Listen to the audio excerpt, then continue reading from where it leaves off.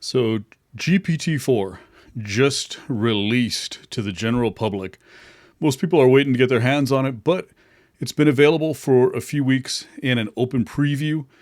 Microsoft already has signed up an entire ton of partners, and I'll get to their partner ecosystem in just a little bit. But the top line numbers. OpenAI released it's over a 90 page PDF. They said they use GPT-4 to help with wording, formatting, styling. And I'll be honest, that's not a surprise because there is absolutely nothing new inside of that entire paper. You could save a significant amount of your life just not reading it. Nothing of substance in there. It's available today with the GPT Plus subscription, although how long it's going to be until they actually roll that out, it still looks like GPT Plus uses the 3.5 version. So maybe later today, maybe it'll even be tomorrow. The API costs about 15 to 60 times what GPT-3 does, but with all the new capabilities, I think they're going to be able to justify that expense. It's going to be multimodal, so that means works with text, images, and video. One of the demos that they released shows an image, balloons, strings being held, and it shows some basic causal reasoning. The question that comes up is what would happen if the strings were cut, and GPT-4 responds with the balloons would fly away. I've been talking a lot about these types of use cases, and I think they're important to keep an eye on because it appears that GPT 3.5 and 4 now have some ability to do causal discovery from bodies of text, and if they can do that from images and video, or if they can translate between text and video and find causal elements. That's pretty interesting. We'll see where that goes, but it is one of the most interesting emergent behaviors from their process of training. So it also has the ability to generate captions from video or from images, which is a pretty significant jump forward. It can generate videos from text, and I think that's one of the reasons why they expanded the word limit from 3,000 all the way out to 25,000. That's a huge jump. What it's going to enable is longer form audio and video. I don't think it's going to be used for very complex prompts, but it can be used for longer summarization, editing, improving, potentially using it for longer code. Although if you're sending that much code to it at one time, wow, I guess it's valuable. It could be usable. It even adapts to the writer's style, which is really interesting. If it's going to over time get better at mimicking an individual's writing style, wow. It's going to be interesting to watch and see exactly how well it can mimic and how much more efficient that makes an individual writer. But also the implications for it are if you have a large enough training data set of a writer's, articles or even a book, could you be able to create accurate imitations of that writer? That has a little bit spooky if you are a content creator. A little spooky implications, because if you can do that for writing, you can do it for speaking. You can do it for acting. A lot of these use cases, you wonder exactly how much of a replacement GPT-4 and subsequent improvements will end up being for people who are content creators, actors, actresses, writers. This is potentially an interesting and threatening, I guess you could say, development. It works in 24 languages and is able to translate between them. In one of the demos that I saw, it was able to translate from text. And so it had an image in one language and it was able to translate the terms into another language from that image. That's a really cool capability. You can expect to see that in more and more applications. It doesn't train. This is really interesting. It doesn't train on customer data. It won't use that data. This is a new agreement in terms and conditions. It won't use customer data to retrain the model, which is an interesting part of a new focus that OpenAI and Microsoft, as one of their partners, has on safety and reliability. Huge emphasis on pre-training efforts. So there is some advancement going on behind the scenes, but understanding exactly what it is, they're remaining fairly opaque for the time being, citing concerns about competition. They don't want to be copied, essentially. So now the new advances are likely to be less transparent as we go forward. It'll essentially be applications from here on out. Here's what it can do, and they'll be showing rather than explaining what's going on under the covers. There's a big focus on improving the generative functionality for coding use cases, and this was pretty significant. One team used it to detect zero-day vulnerabilities in their code, which, wow, that is an interesting use case to roll out almost immediately. It means GPT-4 is a significant improvement on 3.5. They're going to be releasing a lot more of them soon.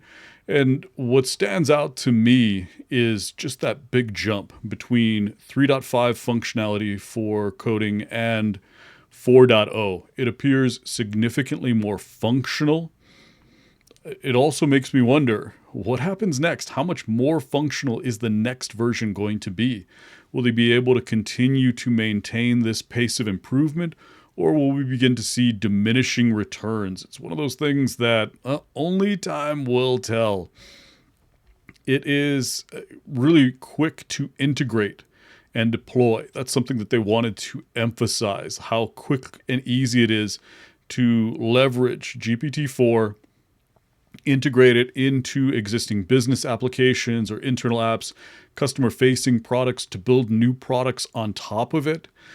This focus on building a partnership ecosystem on top of this GPT-4 platform is picking up speed. The latest version of Bing runs on it. Duolingo has a chat assistant built on it. Stripe's built on top of the model to do some sort of site description functionality. Khan Academy integrated it into their automated tutor. Now they're helping students learn faster with this automated tutor chatbot assistant. It helps them find resources faster for learning.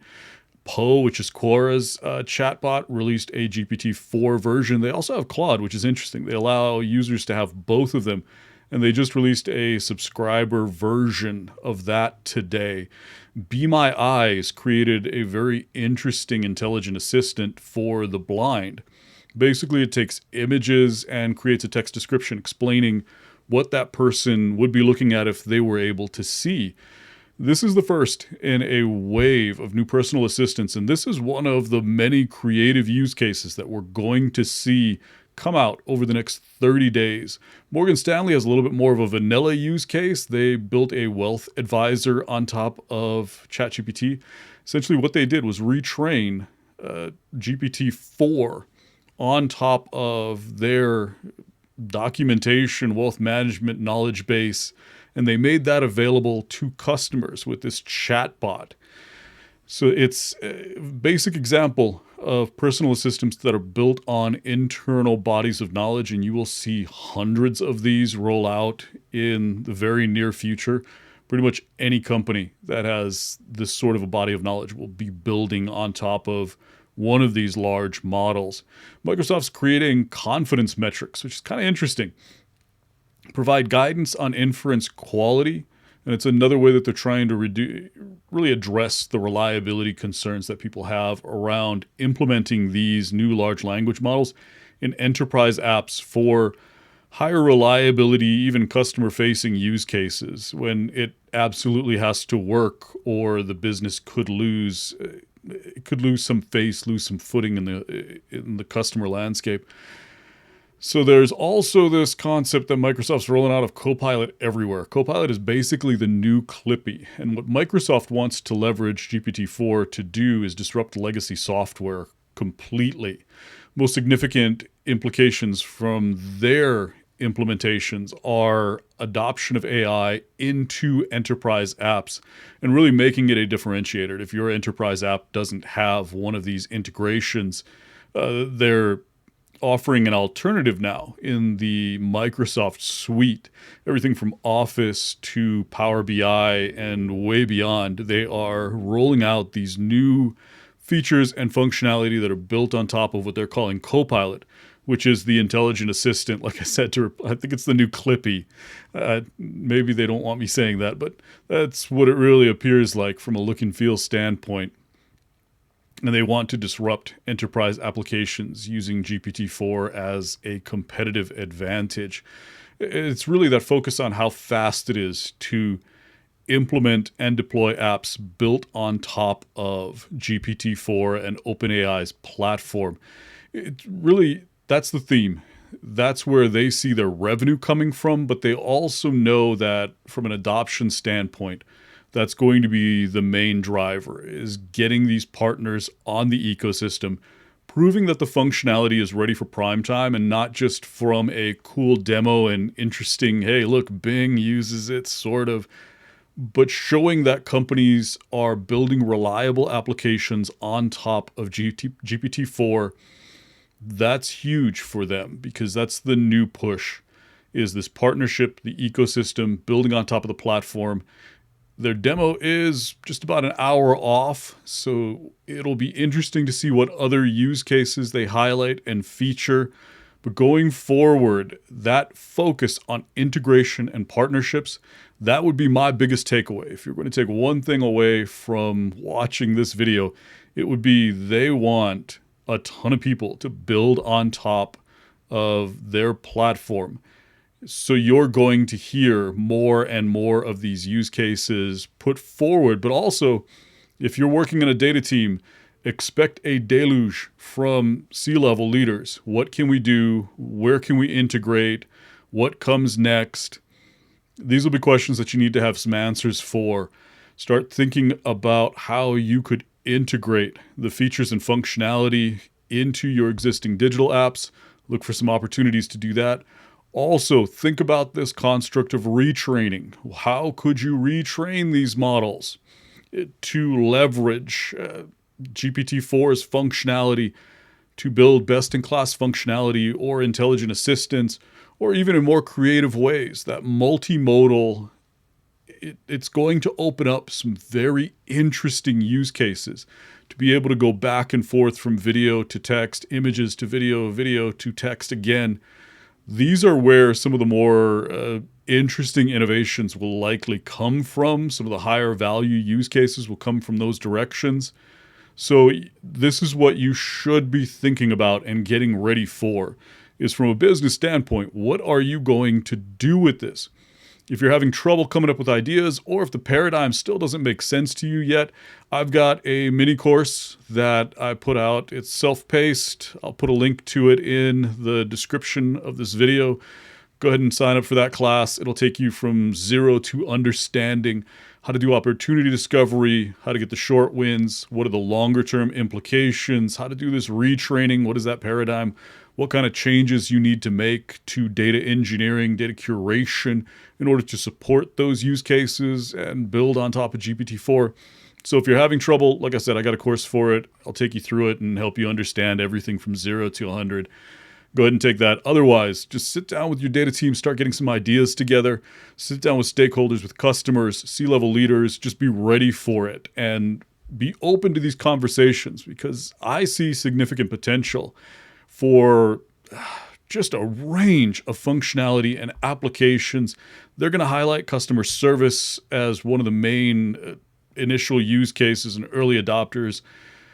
But I think that what's coming next is way more than just customer service.